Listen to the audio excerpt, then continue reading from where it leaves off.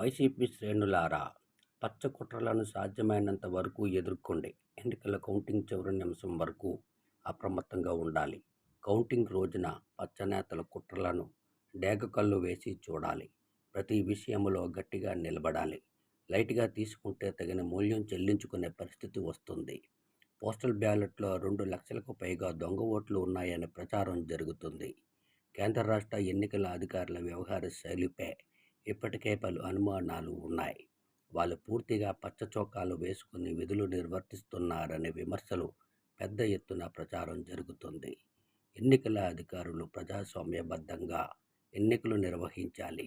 కానీ ప్రజాస్వామ్యాన్ని కూనీ చేసి చట్టంలో ఉన్న నిబంధనలను తొంగలోకి తొక్కి కొత్త మార్గదర్శకాలను తీసుకొచ్చినప్పుడే వాళ్ళు ఎవరికి కొమ్ము కాస్తున్నారనేది ప్రజలకు అర్థమయ్యింది. ఎన్నికల కోడ్ మొదలైనప్పటి నుంచి ఇప్పటి వరకు చూస్తే ఎన్నికల అధికారుల పనితీరుపై సర్వత్రా విమర్శలు వినిపిస్తున్నాయి.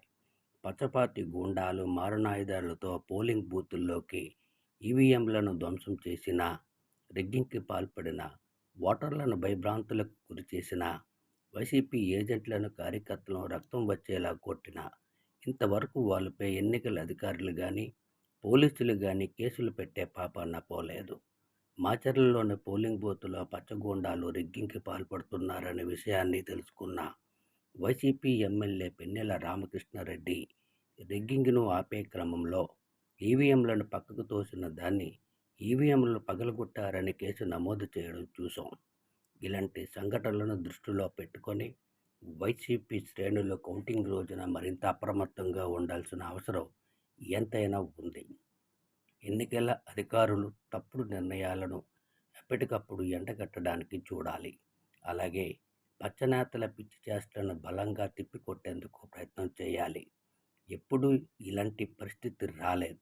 ఏపీ ప్రజల కర్మ కాకపోతే ఇలాంటి ఎన్నికల అధికారులు రావడం, కొందరు పోలీసులు పచ్చనేతలకు తొత్తులుగా మారడం, ఇలాంటి పరిస్థితి మరోసారి రాకూడదని ప్రజలందరూ తూర్పు తిరిగి దండం పెట్టాలి.